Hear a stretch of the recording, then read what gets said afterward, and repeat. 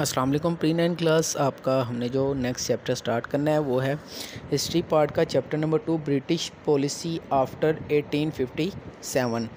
के 1857 war of independence के बाद ब्रिटिश ने जो पॉलिसी तैयार की, जो एक अपना क्राइटेरिया बनाया कि किस तरह से जो है वो रूलिंग करनी है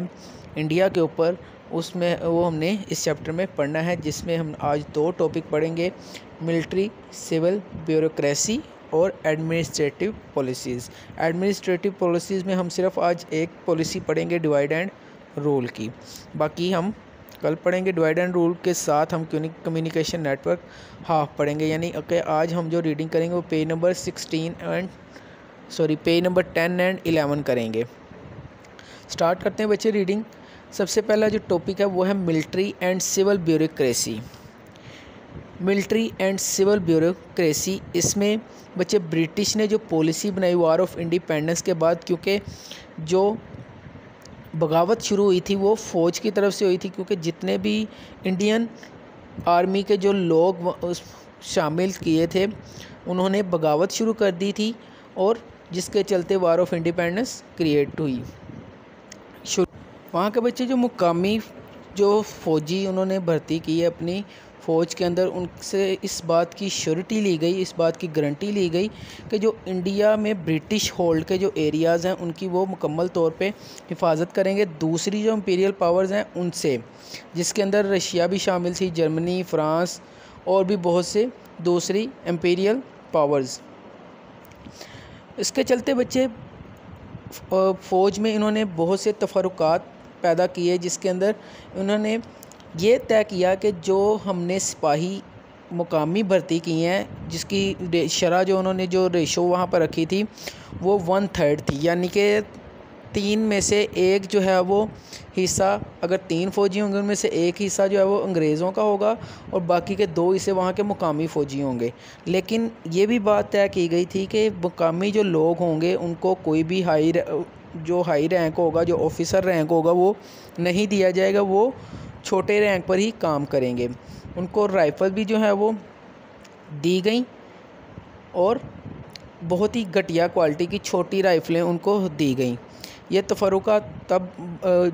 1914 तक रहे और 1918 के बाद उनको अलाउ किया गया कि आप हायर रैंक के ऊपर जा सकते हैं। इसके अलावा बच्चे जो बगावत में शामिल थे, जिसके अंदर सिख, गुरखास और पठान, और उसके अलावा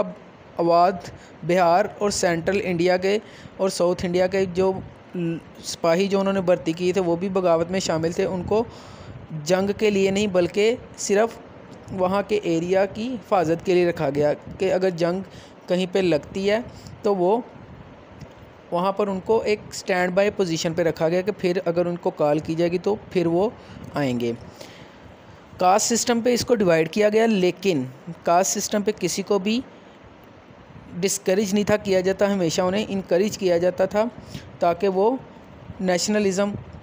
अपनी बरकरार रखें और हुकूमत के साथ लॉयल रहें। Native independent Indian state, native बच्चे कहते हैं मुकामी, कि वहाँ की जो मुकामी, जैसे पहले जो था वहाँ पर शाही राज था, लेकिन शाही राज को ख़त्म करके ये तो कह दिया गया था कि जो शाही राज की जो रियासतें, जो इलाके होंगे वो उनके पास ही रहेंगे, लेकिन वो जो है वो अंग्रेज़ों के, ब्रिटिश क्राउन के मातहत काम करेंगे। वो एम्पायर के, हुकूमत के पार्टनर बन के, बहुत अहम पार्टनर बन के काम करेंगे ताकि वो भी किसी किस्म की बगावत ना कर सकें। ये सभी जो पॉइंट्स हैं ये इसी को लेके चले गए ताकि जो बगावत है वो रुक सके और वार ऑफ इंडिपेंडेंस 1857 की तरह दोबारा से कोई भी। नेक्स्ट आता है बच्चे एडमिनिस्ट्रेटिव पॉलिसीज़, यानी कि जो इंतज़ामी मामलात हैं उनको किस तरह से, इसमें क्या पॉलिसीज़ बनाई गई, क्या रूल्स एंड रेगुलेशंस बनाए गए। सबसे पहला जो रूल्स एंड रेगुलेशन में जो सबसे पहला पॉइंट था वो था divide and rule. Divide and rule का मतलब बच्चे तकसीम कर दिया गया, जो रूल्स थे वो अलग से बना दिए गए, तकसीमी पॉलिसी बना दी गई कि जो छोटे रैंक के थे उनको छोटे रैंक पे रखा गया, जो बड़े रैंक पे थे उनको बड़े रैंक पे रखा गया। इवन के उन्होंने ये तक अपने ऑफिस, दफातर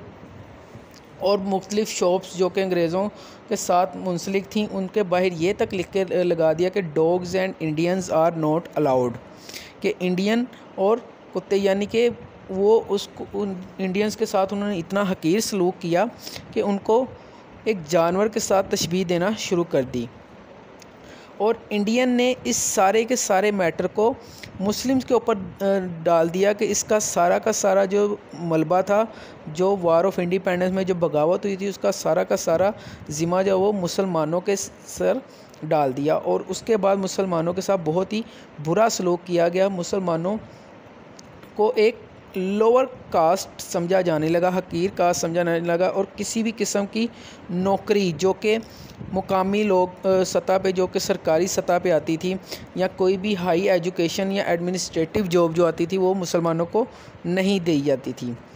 नेक्स्ट आता है बच्चे कम्युनिकेशन नेटवर्क। कम्युनिकेशन नेटवर्क चूँकि जो वार ऑफ इंडिपेंडेंस हुई थी, उसमें एक वजह यह भी समझी जाने लगी कि इनके आपस में जो कम्युनिकेशन गैप था, उसकी वजह से भी बहुत ज़्यादा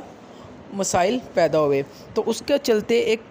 उन्होंने कम्युनिकेशन गैप जो उसको कम करने के लिए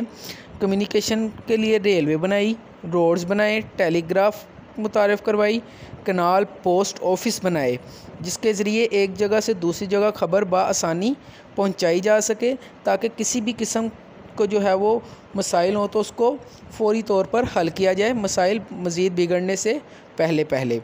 ये बच्चे आपके आज की रीडिंग है, पेज नंबर 10 एंड 11। इसको आपने अच्छे से कर लेना। अगर किसी किस्म की कोई प्रॉब्लम हो तो आपने मुझसे पूछ